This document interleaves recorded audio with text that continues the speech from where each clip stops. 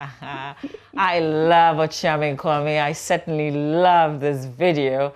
This is the AM show. It's a Friday. We've got a Friday relationship conversation, something that's been making the rounds, Ben.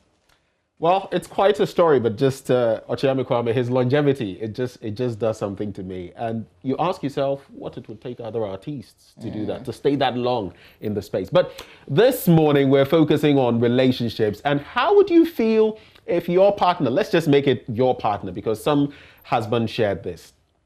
Your partner tells you that, oh, I'm earning only 950 CDs every month. And the person gets a pay raise, and you find out that the person tells you it's only 350 CDs that has been added to the entire amount. This person takes what? Money for practically everything. Even when you're buying groceries, the person adds sanitary pads to it. You're paying the school fees, you're paying for utilities, you're paying for practically everything. Then someday, and as you can see on your shot, that's the story that was shared recently by a husband. Then someday you find out that, well, this person is earning so much more. This husband took his laptop one day and realized that his wife had been using the laptop. He saw an email in there and he wanted to log out. But right before he did that, something caught his attention. So he got into the email only to find out that it was a payslip. And his wife was earning over 4,000 Ghana cedis. And that is where you could say all hell broke loose, because then he started asking himself so many questions. Then he finds out, look, at a point in time, his wife had convinced him to get her a car. He had to expend practically all his money. She had topped up, saying that she had some money of her own. But there was a condition that if she tops up with her money, he would eventually pay it for her. She pestered him till he paid all the money. Now, finding out about this, the man feels pained, aggrieved. I did all of this, and you were hiding this from me? He also finds out that she has bought a plot of land, has put up a building, erected a building on it, and that building is in her father's name. Her parents, the lady's parents, are saying, look, you have a beautiful marriage. Don't mess it up just because of this little issue. But the man says, trust has been broken. And as of this point, I really don't think I want to continue with the marriage. Question is, in his shoes, what would you do? What would be your stance? Divorce, just on the grounds of that? Or would you stay? There is the question. I will walk. You'll walk. I will. I've heard people say they would walk. I mean, some of those who responded to this said that, look, I wouldn't bat an eyelid, I would walk. Others have said no. But whatever happens, Mama V, for better, for worse. For better, for worse. And you do expect, even in relationships, before people get married, people lie. People say all sorts of things. Things happen. Trust is broken. This is somebody who's earning so much, okay, and is doing a lot for herself. Yes. Okay. Whilst her husband, and there isn't any disclosure on the blind side, and she's actually lied about how much she earns. Yeah. Which is okay if she wasn't hiding all the other things. And she's actually developing a property in her father's name. Mm-hmm. She's taking care of supporting the brother. Mm-hmm. So she's got so much, actually. Mm. Yet she's put all the burden on her husband's shoulders. And I think it's so unfair. If she wasn't working, if she was earning very little and she couldn't do it, you see that the husband was doing it, not complaining, even though it was tough. Mm. But to discover that she could actually support herself, not only support herself, but also support her family. Her immediate family, as in the home. She could contribute significantly and take a lot of the burden, as in share the burden of the family. But she opted not to do it. And they've been married for, 6 years? If you read this, the narration that the man gives, it's still very difficult because it is trust that's broken. And did you see that point where he feels bad, and you can see from the writing that there's a lot of pain. Yeah. But he's talking about the fact that, he's also been supporting her family, only to realize that, and he's not been doing so much for his own family. And he says, oh, wow. So you had all this money, and I've not even been taking so good care of my own family on account of you, the bills at home, and your family. And if you have a certain history, of maybe, say, people disappointing you, having gone through a lot, if you have a certain background and you get into a marriage situation like this, and you discover that she was keeping so much from you, you lose it.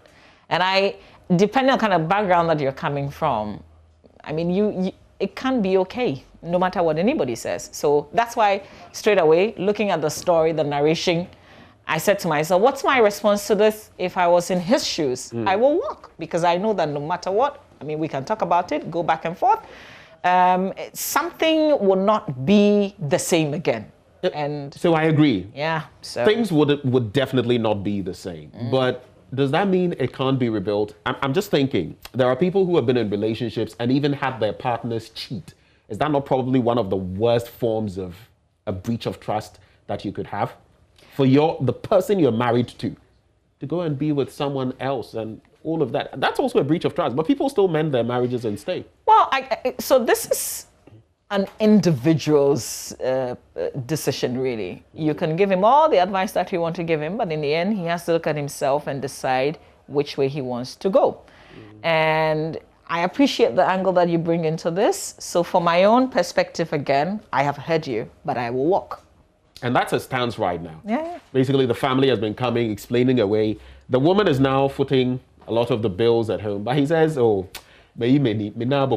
I'm just watching. Yeah. I'm just looking on, because right now I'm in that place where nothing you do impresses me. So go back to the discovery where he decided that I'm going to let her know that I know. She didn't answer the question of, you've bought a land and you're building, and your father is the one supervising it. What she was interested in was, who told you? How did you know? So she didn't even answer the question, Father comes in, and father is also on that same road. Like, how did you know? I didn't tell you. Yeah. So, I mean, I even when he discovered it, if she had opened up immediately to say it, and I'm sure that she has her own reasons. Listen, sometimes you do things based on something that you've experienced, based on some kind of orientation that was given to you. You've probably seen some other family, some other woman suffer in her relationship before. And of course, you're human. You have to learn the lessons and do something for yourself. So you're probably thinking, if this marriage fails, what would I have to show for myself? What would I be left with? And so you're trying to have a backup plan B, which is the sensible. Whole idea of marriage, where in the mathematics of marriage, it is not 1 + 1 is equal to 2. It is 1 + 1 is equal to 1. So you're a couple. You do. I mean, I know. Like, let's practicalize this in the current situation of Kim Kardashian and Kanye West and all of that. The other day, I was telling you about the prenuptial agreement. So right from the outset, they had agreed that if we do part ways, you keep whatever you have, I keep whatever I have, and all of that. You can have those, arrangements. But here in Ghana, our cultural setting is not like that. It is very different. The woman is offering to, in terms of the title on the properties, the names and all of that, to even change all of that so that the man is also factored in. Don't you feel she's doing enough? So now we own it together. So listen, I don't know what happens in other people's families, but this is my own personal beliefs. The fact that we're one doesn't mean that we should necessarily do everything together. You can have your account, I can have my account. We can have a joint one where we're both contributing towards a certain project or a certain course, or for unforeseen circumstances. But my day-to-day, what I put in my accounts may not necessarily be part of your business. You know, you have to still have yourself whilst you're in the marriage. Don't let it consume you, like lose everything.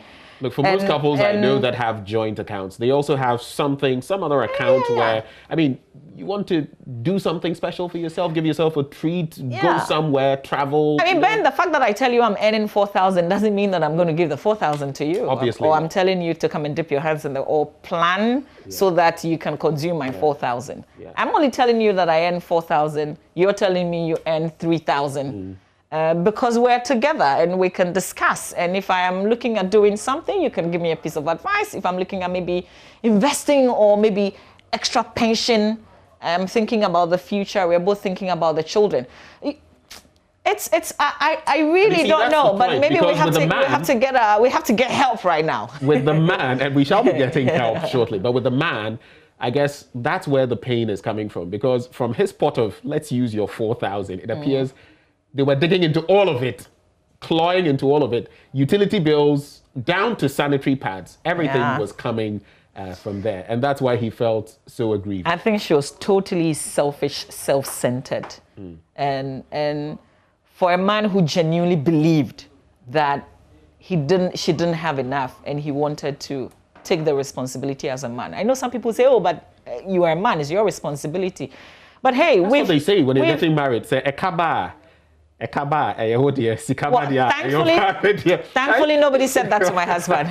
Nobody said that to my husband. But I don't believe in that. I totally don't believe in that. Let's get some help because what I'm saying is just what I think that I will probably do. But what would the professional tell us? Bishop Dr. Fred Kwanche-Mensah is a pastor and he's also a psychologist. He's joined us via Zoom. Good morning to you. There you are. It's been forever. I know, right? Good morning. Good morning, my dear sister. Yeah. I listen. If that was my story, and I've taken this position that I would walk, you're not going to tell me that what I have said is wrong, are you? In the context, what exactly do you mean by I would walk? Oh, I am just going to leave the marriage.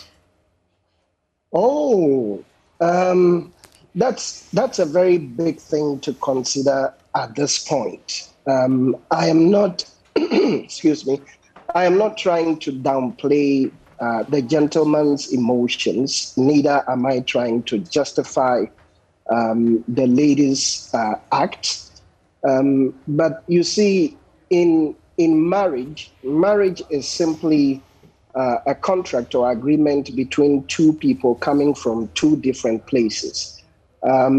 Things do happen in marriage. People do offend one another. So if you would just want to walk away because of this, I think it's too quick and too early. There is a lot of hope around this issue. I understand that the gentleman is disappointed, the gentleman is hurt, the gentleman is angry. He has a whole lot of emotions mixed together.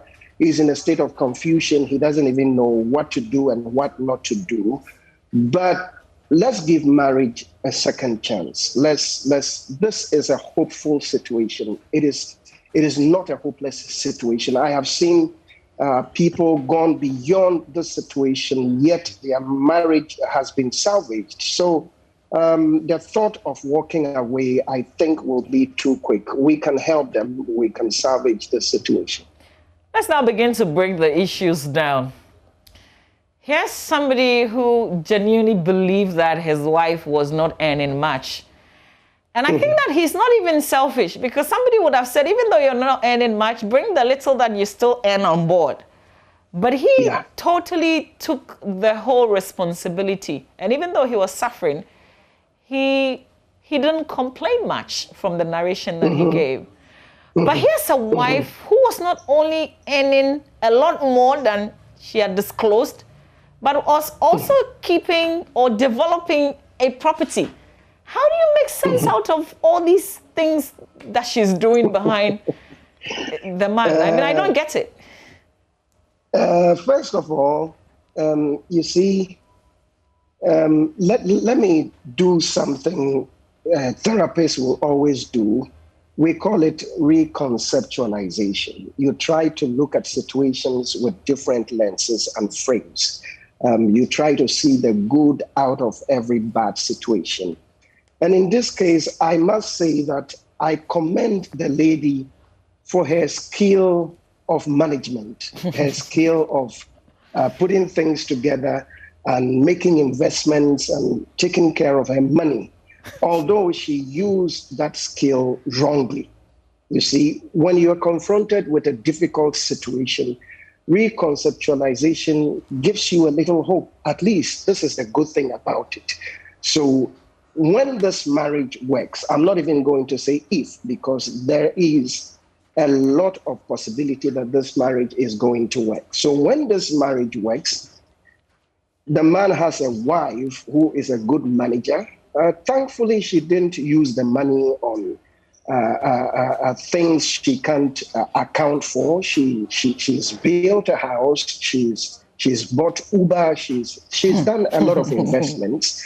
And the good thing is that she's repentant. She's remorseful. She's trying to do a lot to amend the wrongs. So that's a good thing about it. But the act in itself, sorry, is very bad. I'm not trying to pass judgment. I'm just talking about facts, because honesty is a foundation for trust, and trust is very important as far as every relationship, not just marriage relationship, every relationship is concerned. Trust is very, very important. Now she's been dishonest and trust is broken, and it will take a bit of time. I will say that in as much as she's wrong, you see, sometimes when people find themselves at the other side of the law, sometimes you want to perceive them or want to look at them as slaves. Let me put that in quotes. A spouse may have made a mistake and he or she will keep apologizing, keep showing evidence of changed behavior, and we still push them to the point because they are wrong. This is the point, my dear sister. We all make mistakes in different ways. If you will remember that the story of the woman who was caught in the act of adultery, when she was brought to Jesus, the great teacher, Jesus pointed out this fact. He says, "He who is without a sin should first cast the stone." It simply means that we all make mistakes in different ways. So if today I have made the mistake, it doesn't make me a bad person. I did something bad, but I may not necessarily be a bad person. Given a chance, I am willing to amend my ways and I'm willing to do things right. I read the letter a couple of times. I am glad that this lady has already done a lot to right the wrongs in this relationship. So in as much as what she did was wrong, we can't crucify her. We all make mistakes in different ways. The most important thing is that she has realized that she is wrong and she's already doing a lot to right the wrongs.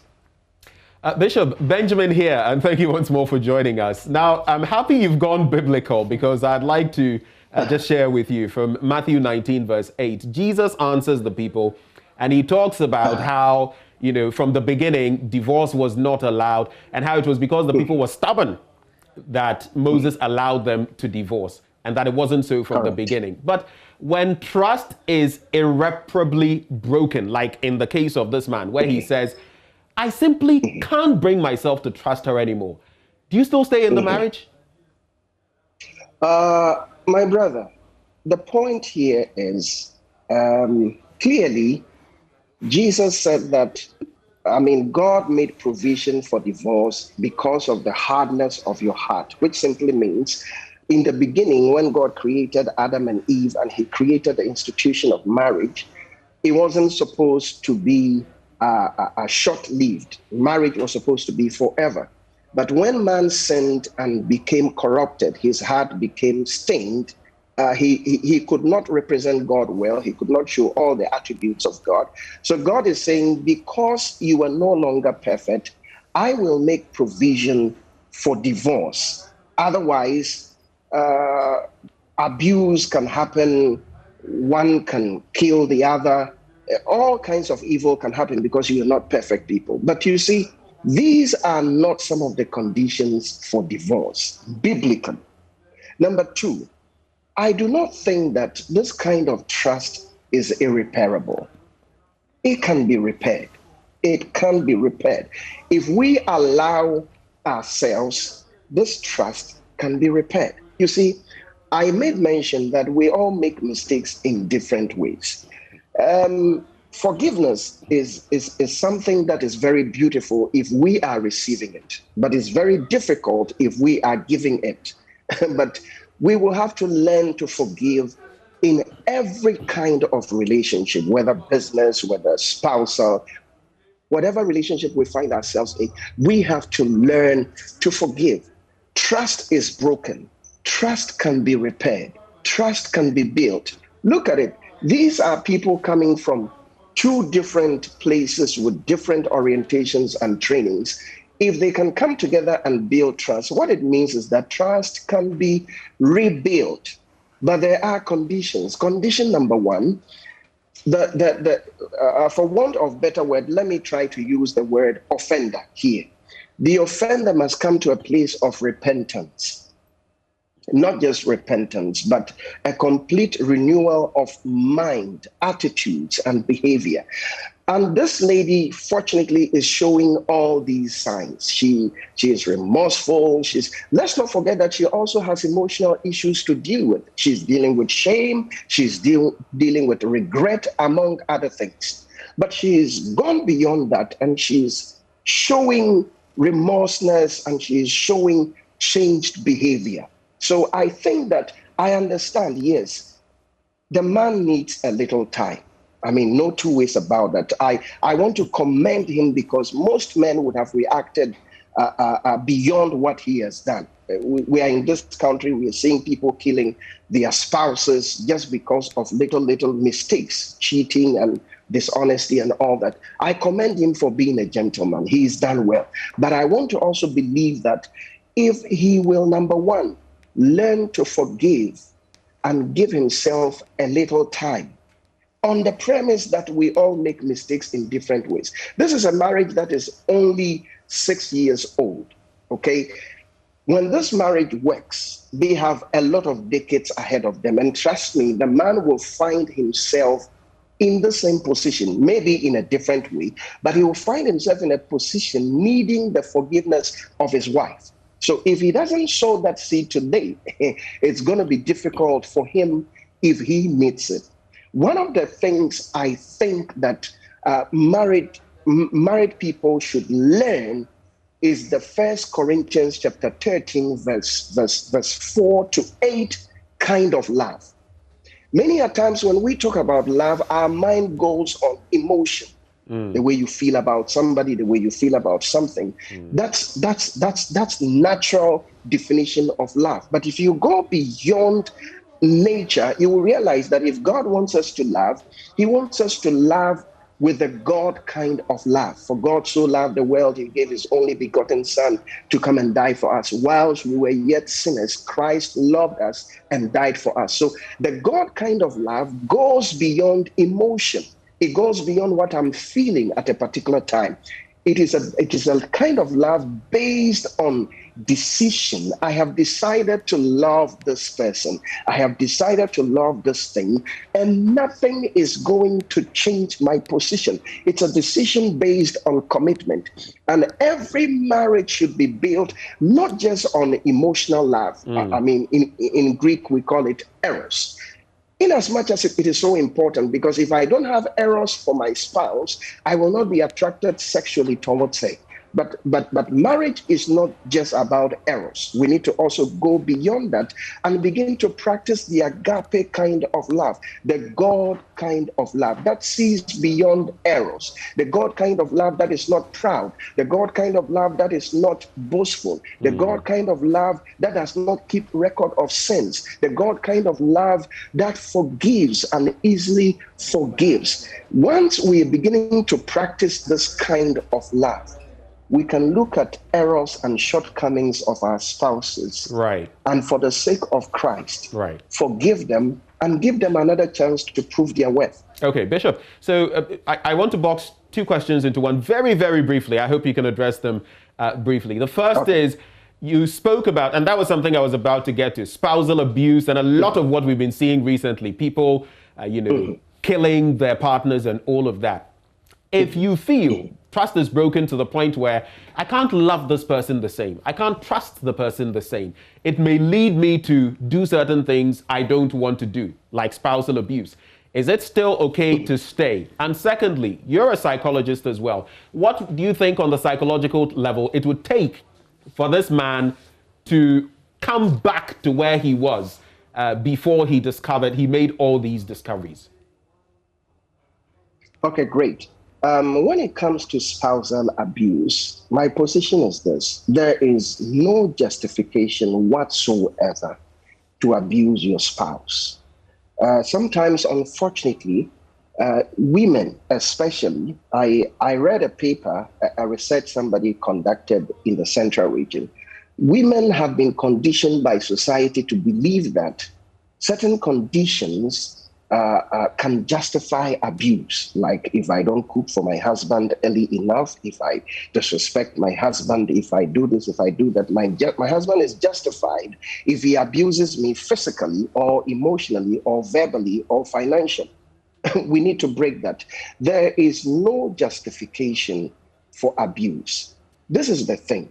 If you feel that you have been angered by a situation, you need anger management, we do recommend separation for a while. If you don't see the offender for a while, you will be able to deal with yourself and process all this in your thoughts very well, and then be ready to give it another trial. So separation is recommended. I'm not talking about divorce. I'm talking about separation for a while. And it is also important, my dear brother, that we take this one is to all stakeholders, institutions that supervise marriages. It's important that we take premarital and postmarital counseling seriously, because we live in a very beautiful culture. But unfortunately, certain aspects of our culture does not inform us well. My sister talked about the fact that I think you talked about it, that sometimes when people are going into marriage, they advise them that it's all part of our culture. Our culture sometimes misinforms people. So they go into marriage with certain expectations, and they go into marriage with certain mentalities. And that is the problem. We need to take care of premarital counseling. If they had gone through proper counseling, I believe that they would get to the point of knowing that once the two become one, my money is not my money. My money is our money. Everybody's income is for the family. Mama V talked about the fact that the two has become one doesn't mean I am not a person. It is true, you are a person, but let's consider that once we have become one, because scripture says, for this cause a man shall leave his house, be cleaved to his wife, and the two of them shall become one flesh. Genesis 2:25. Both of them were naked, yet not ashamed. Naked means they were open to one another. If you think that you should keep your account and I should keep my account separately, the issue here is the dishonesty. It's okay if you want to be an individual, but don't lie to me. Don't be dishonest. Once you do that, you are touching trust. And like my brother said, trust sometimes is irreparable, and most times takes a lot of time and effort to be built. Well, Bishop, thank you very much for the wise words that you've just shared with us. We're grateful for your intervention in this conversation. And Mama, maybe my greatest pleasure. Thank you, and God bless you. Well, I was going to sneak in because Bishop did not tackle what the man has to do on the psychological level to, maybe if you could just touch on that very briefly. Okay. I think in sum, I will say that the man should seek external professional help.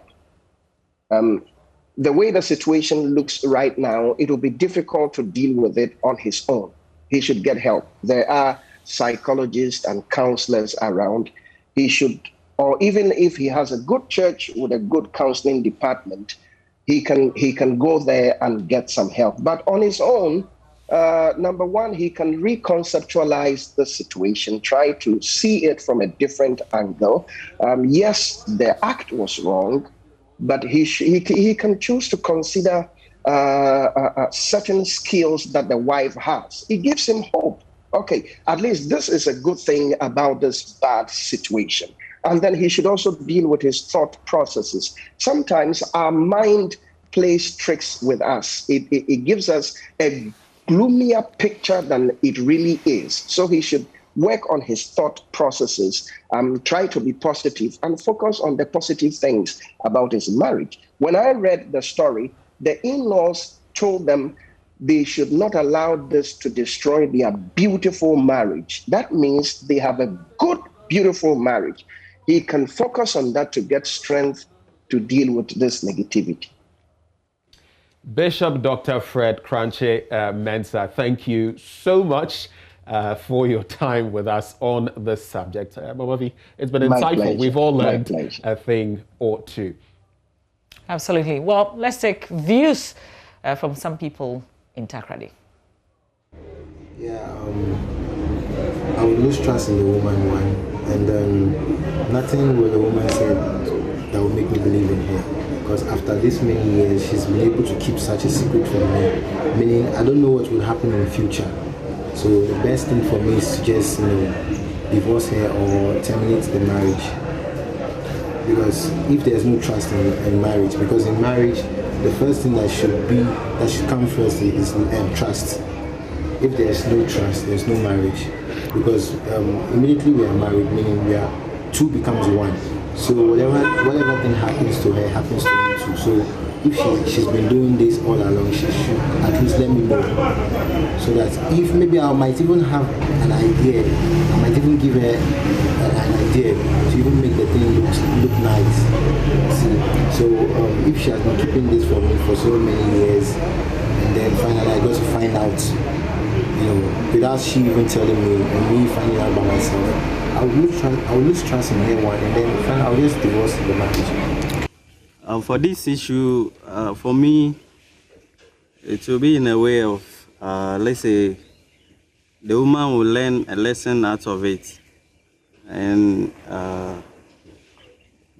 she being my woman, I'll forgive him. And at the same time, I'll try as much as possible to be serious over whatever he does for now. But for me, I'll forgive the lady. I'll forgive the lady and move on with. Yes, I'll forgive the lady and just move on with her. Something that can be read. You must have asked me now. Besiana in the first place. To say, oh, yeah, I'm in only Besiana. The way you could not come, my head to Mukun. My adi bebrea on fata then and Kawalini and Nukunitia over the air. Into my cawada me and there. Or them Dijantua. So it's a very interesting thoughts shared, and I was trying to corner my review on something. I'll not put it on air, but well, let's find out from those of you watching what your thoughts are. You know the number to call 0302-211-691, extension 2. 0302-211-691, extension 2. Let's hear from you. But, Mama, what would you say are the takeaways from Bishop Kranche Mensah? So I absolutely get his point that this is workable. I like the posture of the man, by the way, because he's not walking out. He said at least that, not yet. Yeah. I mean, he said but when that you get the they should give tone him of trust time. is broken. Yeah, because it's not something that you can just wake up and say you fixed, and so let's move on. she's I lucky. feel the girl's family is also giving him some pressure to. Yeah, but he doesn't need the pressure get that right now. vibe from the story. I do, but he doesn't need the pressure. But I like him. I like him because, I guess, unlike me, he's taken it easy, and he's even said that I'm not going to divorce her. I'm just making it. This is yours. This is mine. You know. But I feel that is even a worse form of walking out. Do you get what I mean? Because if you walk out, then you know that it's ended. This one is I've had those situations. That's why I was posing the question to Bishop. Which would be better? And I am not supportive of divorce, by the way. But sometimes you have that, the other person just goes cold. They are with you, but they are not with you. But they're not there, yeah. So which one is better? We have a caller on the line. Della? Della is from Agogo. Good morning, Della. Yeah, good morning. Yes, sir. I'd love to say the man is lucky. Lucky because it's not that he was cheating. Hello? Yes, go ahead. We're listening. Hello? Yeah. Okay. So, Ado, please hold on and let's finish with Della. Ado will be with you shortly. Yeah, I'm saying that the man is lucky the woman wasn't cheating, which would have been a worse form. And also, it's that she's investing into a family. In the end, it still comes back to their family. How does this one come back to the family when the land is in the name of the father? So it might come back to the kids in future. But as I'm saying, the best is to see a psychologist because the brain per se won't allow you to process something very well. So what would you have done, Della? What would you have done? I'll mourn for long. I'll really mourn. Going to hiding, then see a psychologist. That's what I would have done. All right. Yeah. I like you. Thank you very much for sharing. Morning, Abim. You know, we joke matter. Ado in Accra also is on. Ado, thank you for joining us. What are your thoughts on the matter? My thought is simple. I think Osofo, I thank Osofo for talking, but he's talking as Osofo. But when it comes to realities, Osofo, I beg. As for me, the trust is what can hold the marriage. And at this particular situation, I will not be able to go for any external distance because I'll be covered and buried with this kind of case. All I'll do is that I'll walk away and leave the lady.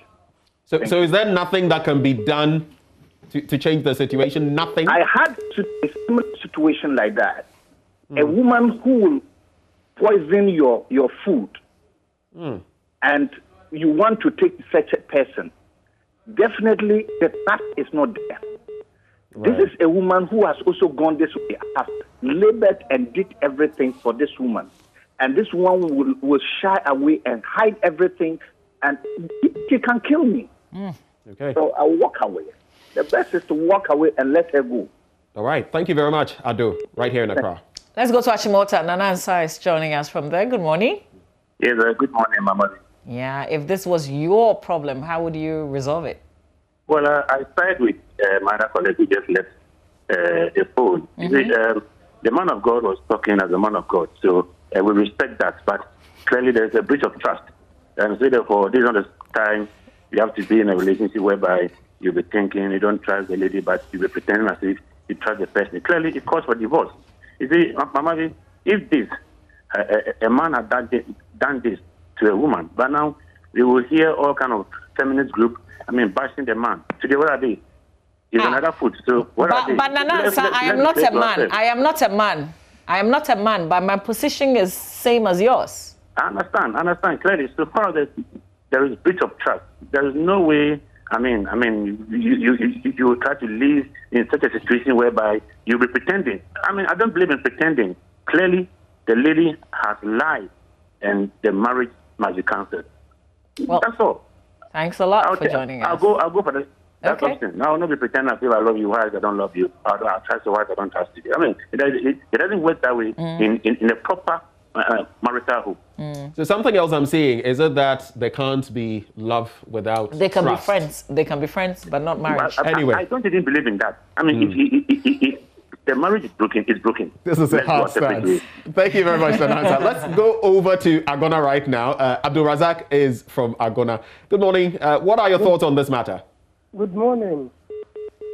I think, Mama V, first of all, you're looking back in your house of food I love you. I love you, Abdul Razak. Thank you very much. I'm a Kotoko fan, by the Masters. Never mind. You're also not looking bad. You're looking great. Thank you. Thank you very much. Really? Really? I think I can understand the pain of the man. But personally, I don't I think you should not expect one or some of these things. She's human. And women, normally, when they are coming into marriage, you know the way they've been wired that to fabric, car, and those kind of things. So it's very painful.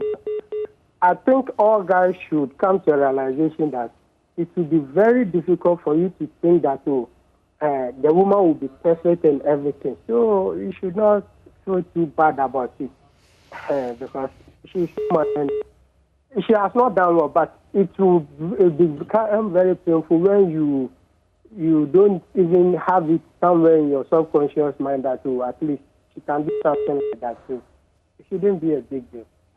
I mean, it should be difficult, but you should just try and. Right, Abdul Razak, thank you very much, all the way from Agona. Let's wrap up with Darren. Darren is in Kaswa. Good morning, Darren. What are your thoughts? Hello, Darren. Darren, can you hear me? Yeah, I can hear you. Okay, please go ahead. Share your thoughts with us.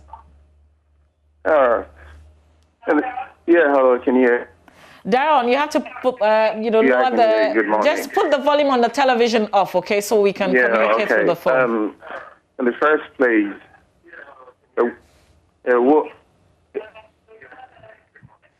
Okay, I'm afraid we have to leave it here. Thank you for joining us on this Relationship Friday segment, and we hope that we've all learned one or two. I find it interesting that Osofo has made his point, but the reality is, hey, people are like, for Bible, no to change, but you can't do that. You must find a way of weaving in your faith and the other bits. Yeah. But, well, okay, so go ahead if this is your situation, but you have to also pray about it before you take a step. Sometimes it looks like it's impossible to resolve, but you never know. Miracles do happen. So thank you. Join us again next Friday for another relationship conversation. Coming up next, the ICGC, International Central Gospel Church, is making a big donation to the Mental Health Authority. It's not something they haven't done before. In 2019, there was a similar exercise. Why do they still keep contributing to mental health in Ghana? That conversation is coming up next.